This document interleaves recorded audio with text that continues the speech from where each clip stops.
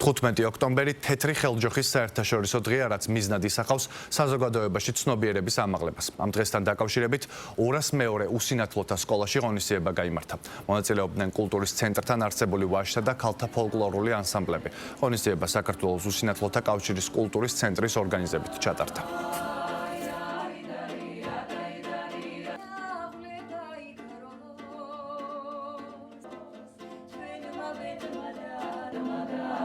დღეს გახლავთ თეთრი ხელჯოხის საერთაშორისო დღე, რომელიც უკვე 15 წელია საქართველოში აღინიშნება. ეს დღე ხელს გვიწყობს უსინათლოებს, რომ თავი ვიგრძნოთ უფრო დამოუკიდებლებად.